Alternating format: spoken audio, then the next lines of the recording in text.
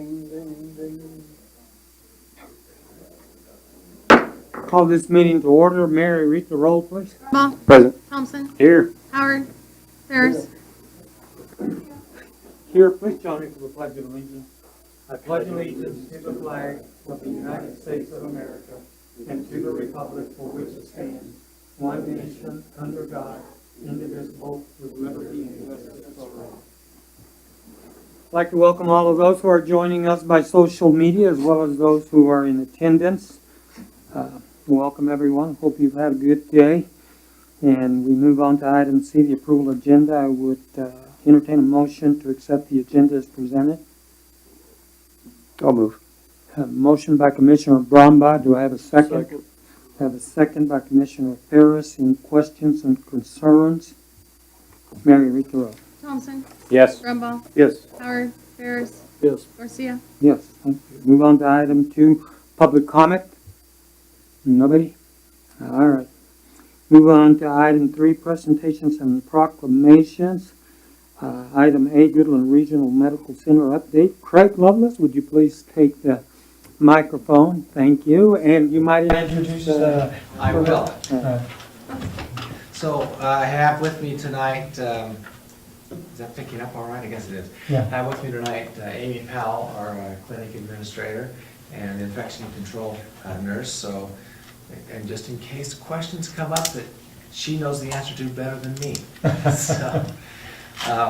So I just wanted to come, as I told you last time I was here, I just wanted to periodically come and kind of let you know what we're working on. And probably the most recent things have been, on October 18th, we met with the community and presented the results of our, the community health needs assessment that was conducted, I guess, earlier this year, so, and from last year on. But so they kind of reassessed some things at the meeting and with the group that was there and talked about if there had been changes, and it really wasn't much. But so there's really 4 main issues that seem to be the focus of our community that gives the greatest concern to the community. So I'll just list them in the order that they came out in the evening. Number 1 is childcare. And this seems to be a really ongoing issue. I know I face it at the hospital, I think other employers face it with just their employees not having a place to have children go while they're at work. So childcare was the number 1 issue, and we actually have, the community has already formed, this isn't the hospital's doing, but we're participating in it, a group, and I know 2 of our employees went to Topeka, I guess it was, to meet with some statewide individuals. So I know there are plans in place to address this, and we hope it will move forward because it is a need.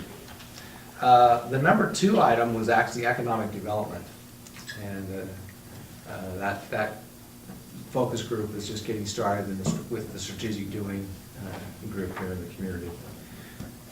Number 3 was behavioral health, and that just continues to be an ongoing effort. I know we have actually one of our providers who is pursuing now some additional education to expand our offerings there at the hospital. We just have the 1 individual that does counseling right now with individuals, and we'll hope to make that 2, although it'll take some time to get that education completed.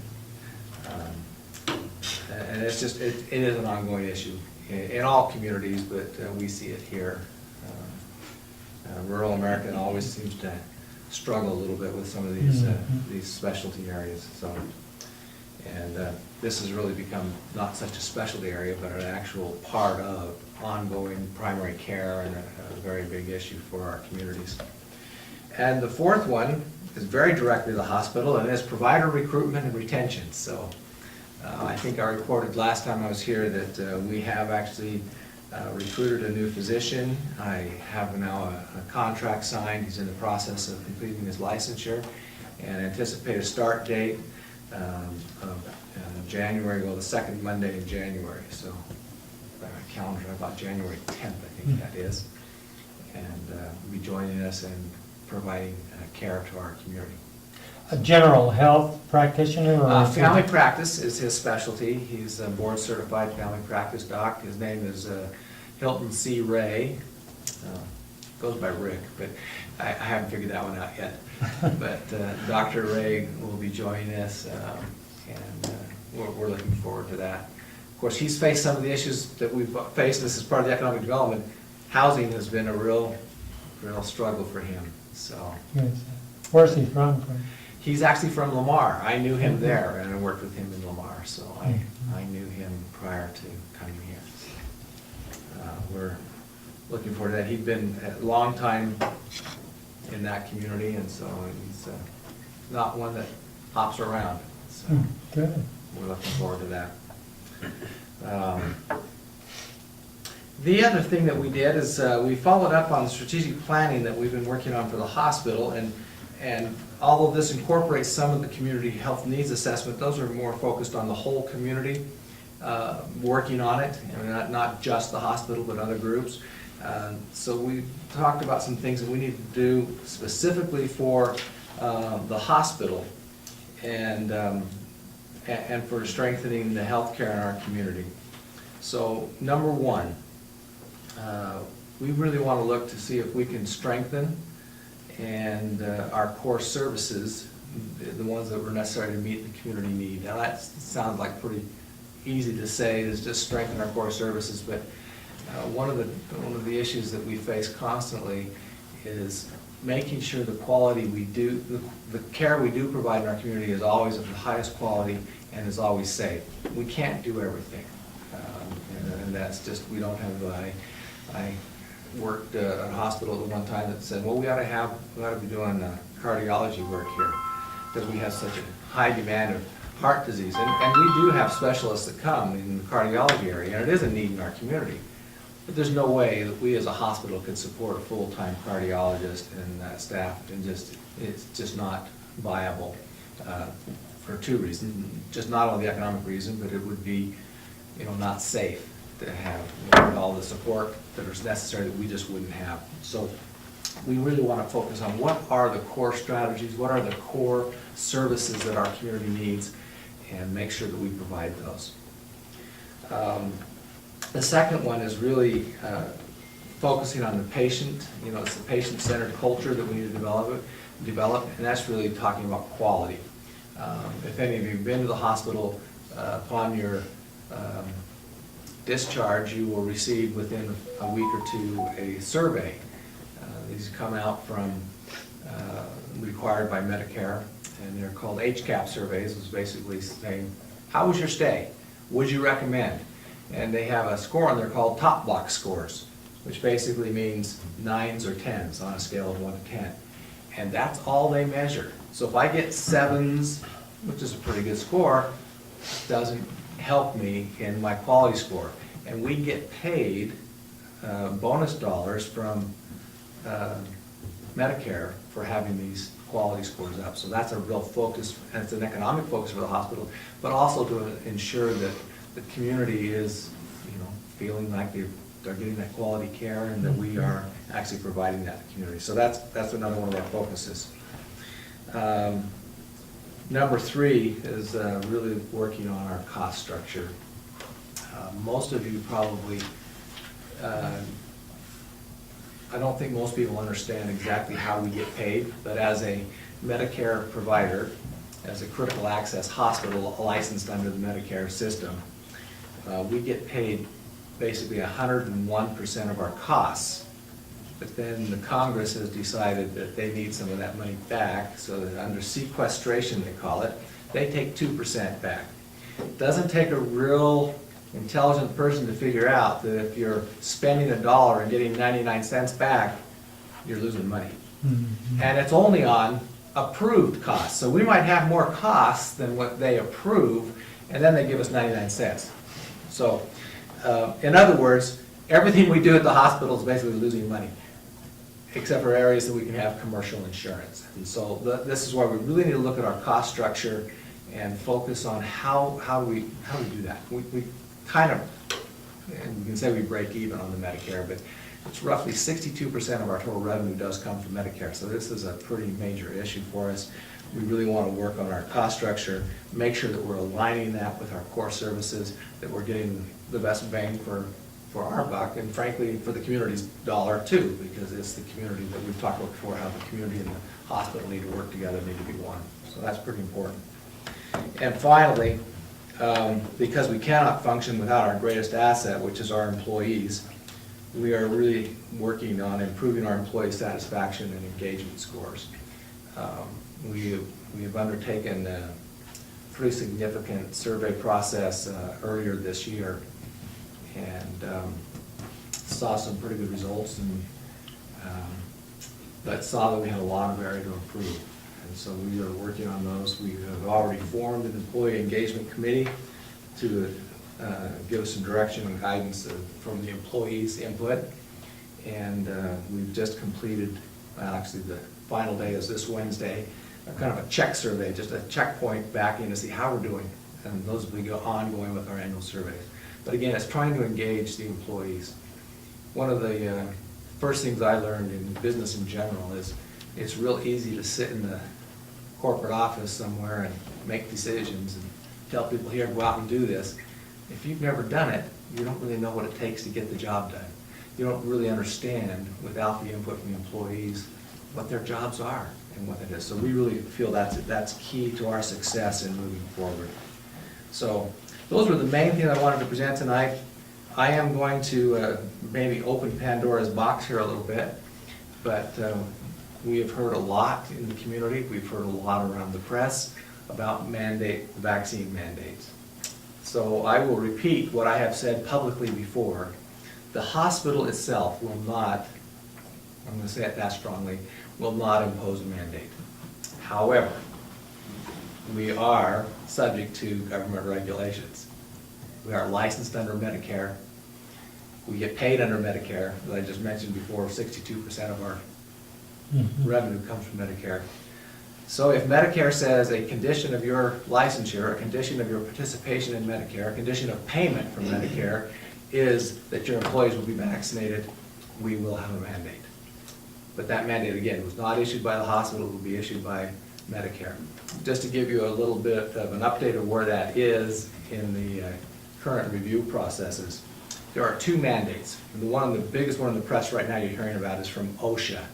That's the one that is imposing the vaccines on the private sector, not healthcare per se, but on the private sector, any employer that has 100 or more employees. As you may have read, there is a permanent stay, well, there's not a permanent stay, there is a stay on that action, so that it will not be enforced until there's a final ruling from the courts. Even though we have more than 100 employees, CMS trumps OSHA, so we're under the CMS guidelines. There have been 12 states, including Kansas, have filed an objection to that mandate as well, but it has not been stayed. It's different circumstances. The OSHA regulation applies to private sector. This applies to government sector. Does the federal government have the right to impose directions on their own organizations? Traditionally, the answer has been yes. I'm not going to practice law tonight and tell you which way the courts are going to come down.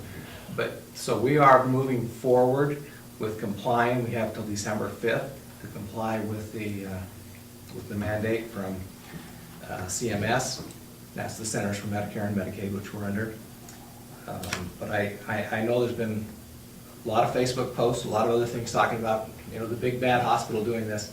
Trust me, it's not administration making these decisions, but we will comply with our regulators that say, comply or don't get paid. Comply or lose your license, take your pick. So, and at that, I guess I would open up if there's any questions that any of you might have, we'd be happy to try to address them. Now, on this Medicare payment, is Yes. that on what you get, on what they pay you, or does that count as supplement insurance? No, the supplement insurance is a private, Yeah, but private insurance. is that above your cost? the Yeah, and supplement? that's totally different. That's like I said, to the extent, for example, if you have Anthem, Blue Cross, if you have United Healthcare, or any of these other commercial insurances. I'm familiar with it. Yeah, and those are what the supplements are. Those pay separately. Those are a So contract that they have. you got a little bit of profit on A little when bit. you get that. A little bit. But when you, like I say, when 62% of our payer mix, you know, Yeah. when it comes, is Medicare, that leaves, I'm gonna make it up in the other 38%. 20% that the supplement is, Is counted in that other yeah, 38%. It's not counted in the 62. that's what I was curious about. Yeah, okay. A good question, that really is, because people think, particularly if you're receiving Medicare and you know, taking the extra expense to buy a supplemental policy, you know, say, am I getting my bang for my buck, you know, am I getting what I'm getting? You gotta have the supplement, I know. That's experience. personal testimonial, okay. I'm getting ever closer to that, when I'm gonna have to do that, so, thank you. Patient numbers, so how are those going, Craig? Our average census, you know, within the hospital is average right around 6. Today, we had 8. And so it was a little bit high. We have seen numbers going up. The ER visits, I just received a report today that we're on track to hit we average about 200 a month visits that come through the ER. We're on track this month to hit 300. We've seen the numbers just really start to jump. Amy, where are we on the clinic? So in the last month or so, we're averaging about 300 visits a week. That's just provider visits, which is really back where we were pre-COVID, plus some.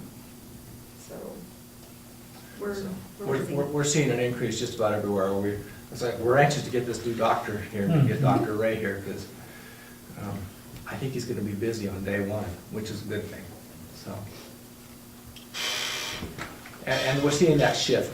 The clinic is really becoming the focus. Outpatient care is really the focus of healthcare today.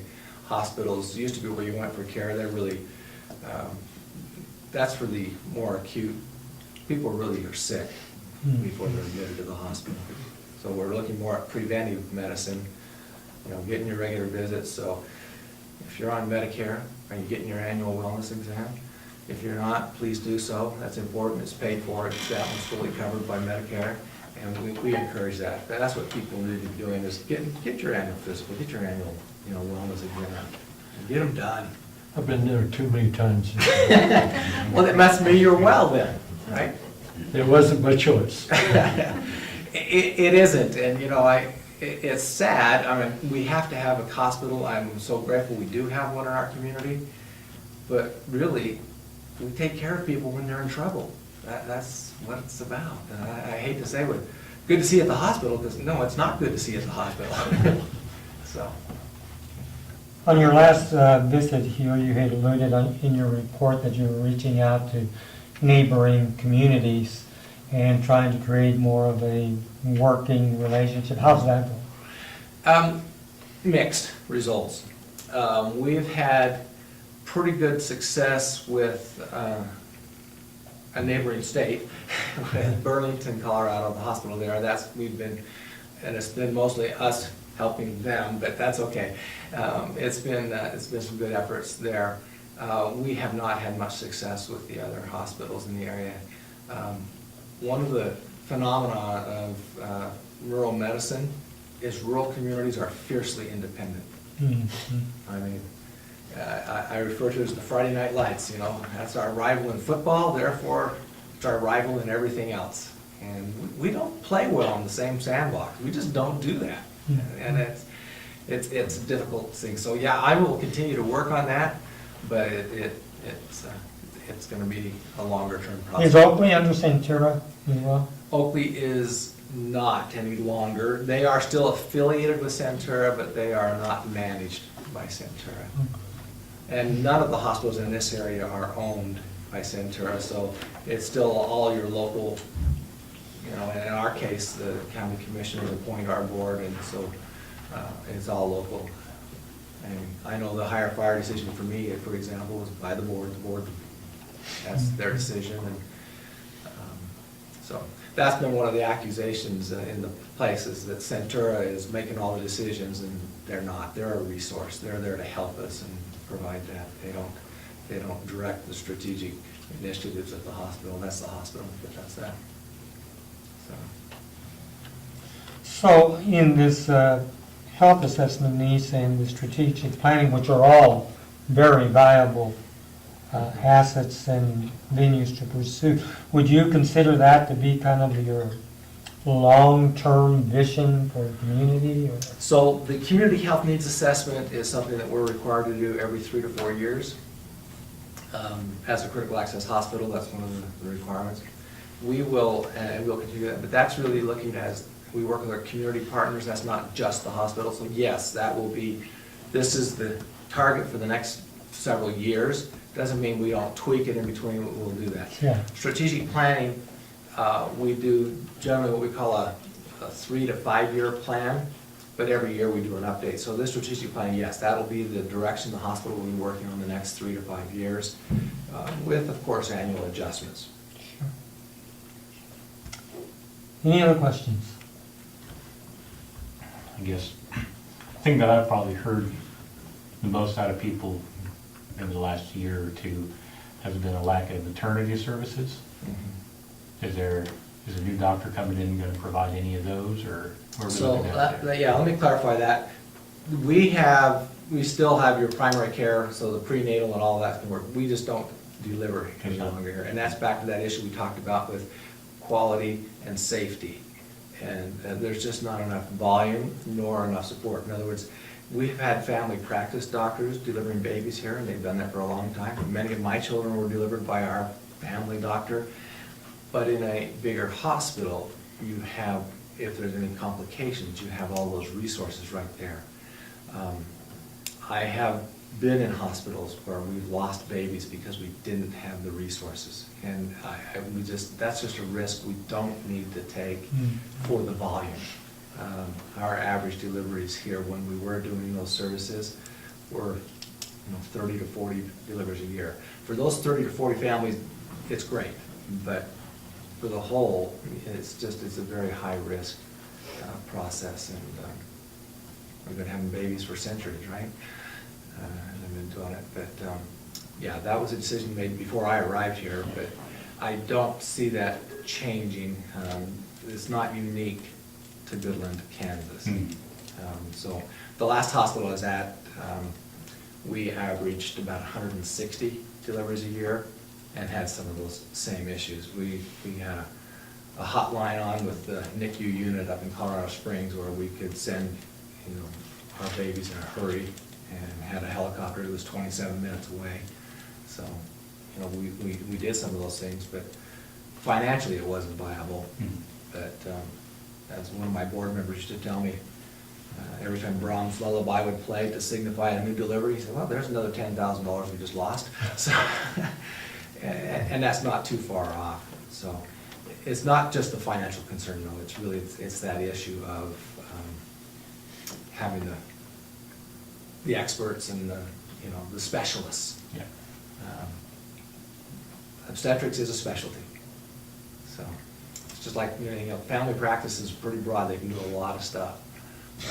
We hear a lot about, for example, with some of your, like diabetes or whatever, some of your more long-term illnesses or permanent illnesses. Family practice can manage that pretty well. But they always want to bring in that expert, and they want you to go see your endocrinologist and get that expertise and have that specialty care. We bring people in for that here. And we don't have actually endocrinologists coming here, but that's the issue.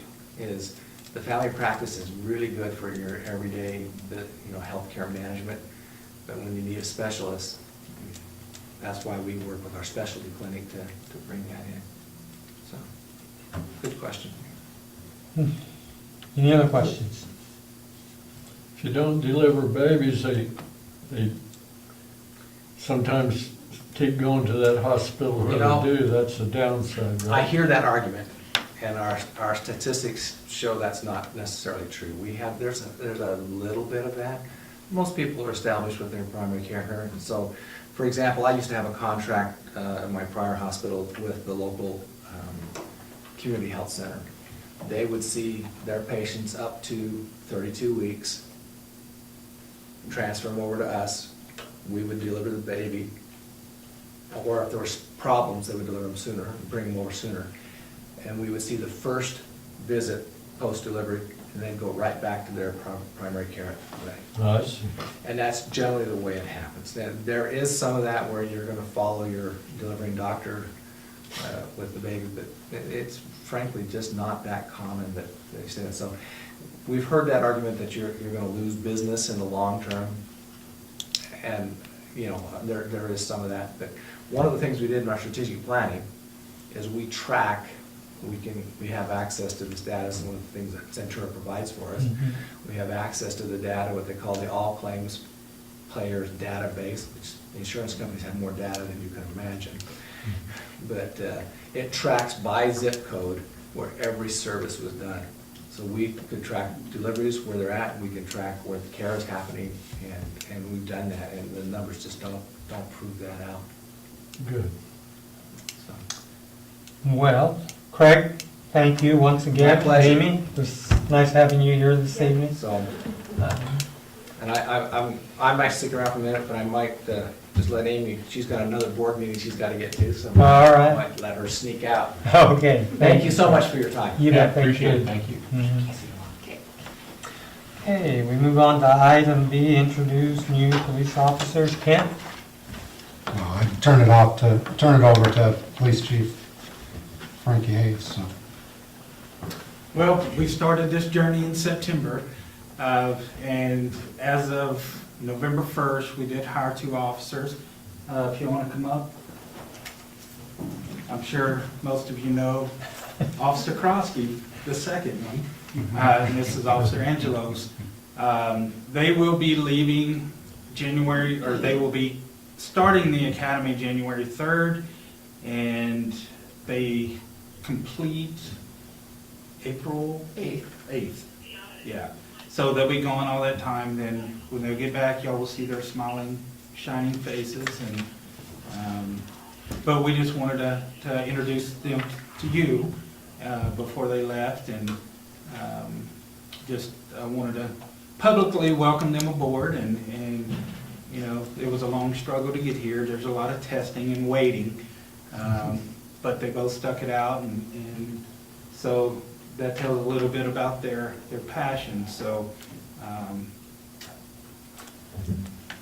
Well, that's about it.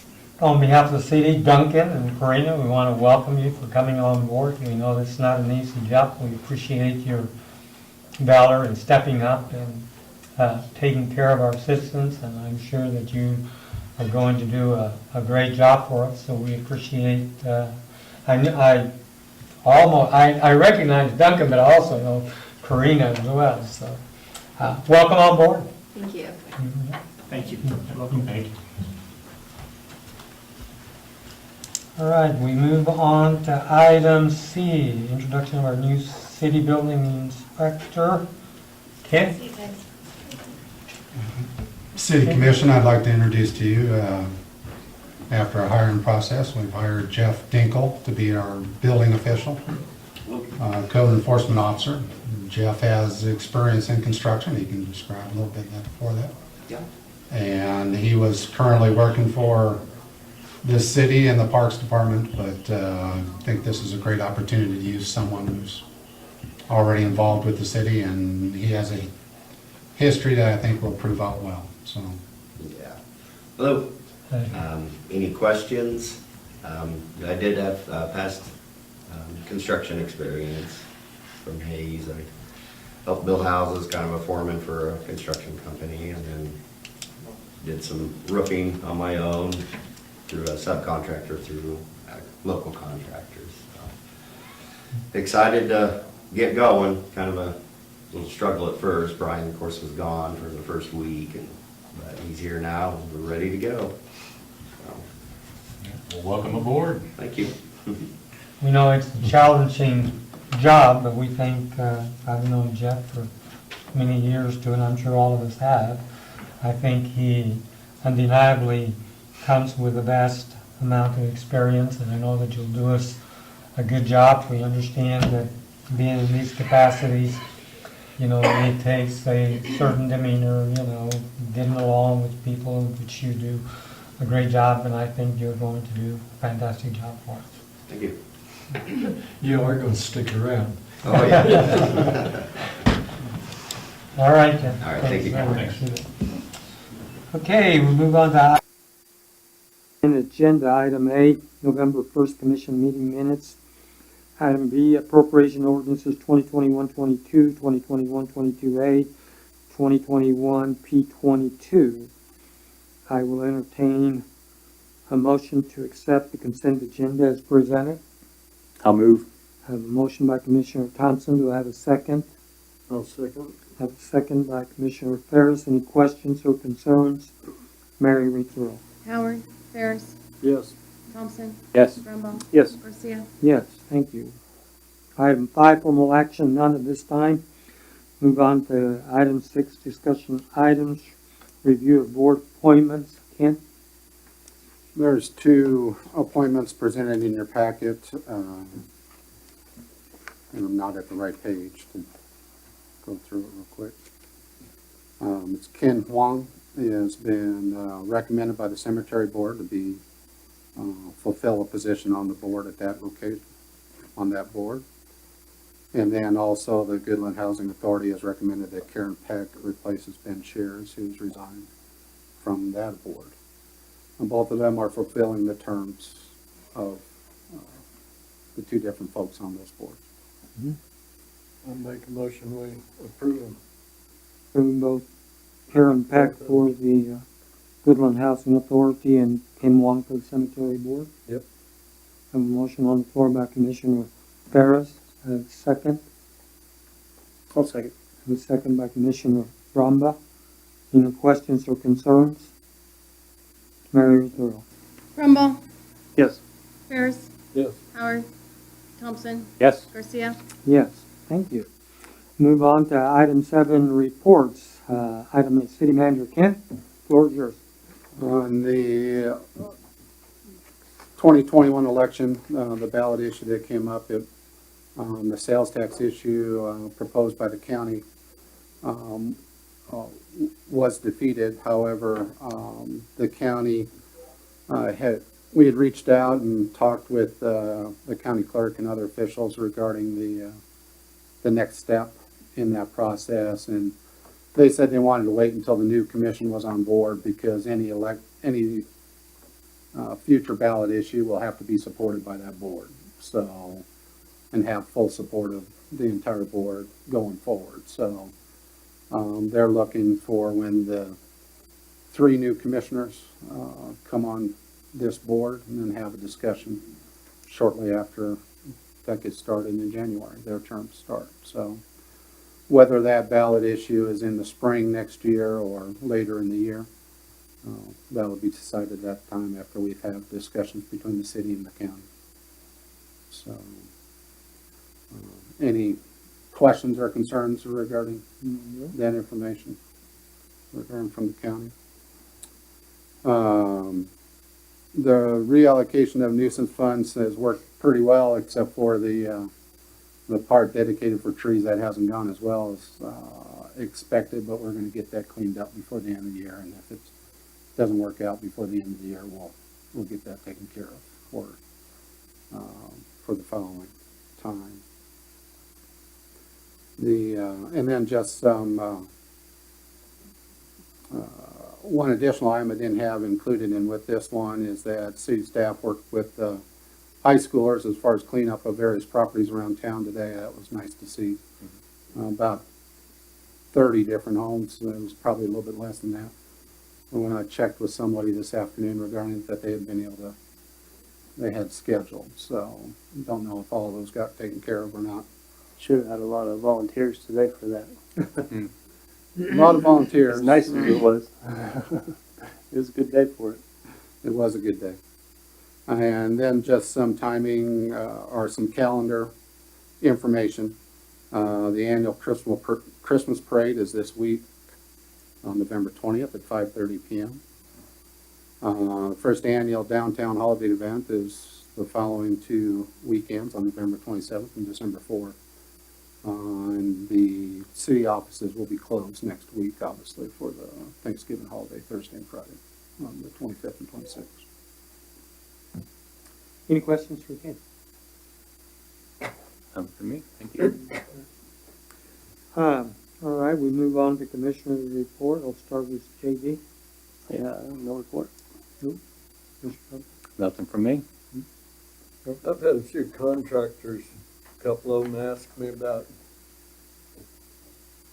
some of the city's dirt for filling in basements in town when houses are taken out. We used to furnish some of that dirt. I was wondering if that's possible again.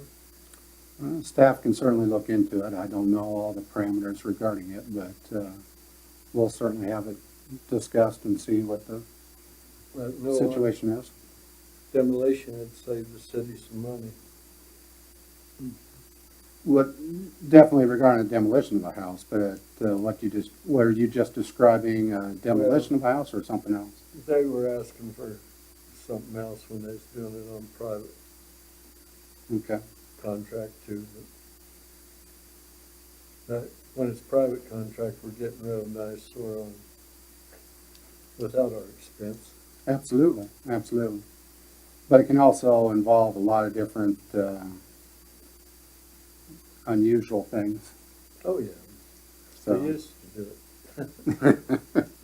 but yeah, we can discuss with staff and see what the parameters are regarding that and see if we can make that a possibility. Yeah, that would be good. I It think. looked like the guys were doing a lot of work around town with a pickup, and that looked good. Yeah, I had the same contact, and I told him that I would visit with our new city manager, so you can just visit with staff. So, Danny, I forgot to ask you, so with Jeff coming over, you're gonna have to hire somebody else, aren't you? Yeah. We're advertising now, so Good. taking applications. Good. Good. Good. Good. Good. Well, With that being said, I'd just like to wish everybody happy Thanksgiving to everyone. Enjoy your reunions with your family and be safe out there. And that pretty much concludes my mayor report. Not too much, short meeting tonight. With that being said, I will entertain a motion to adjourn. So moved. A motion by Commissioner Brombaugh. Do I have a second? Second. Second by Commissioner Ferris. All those in favor say aye. Aye. Good. Thank you guys for coming out.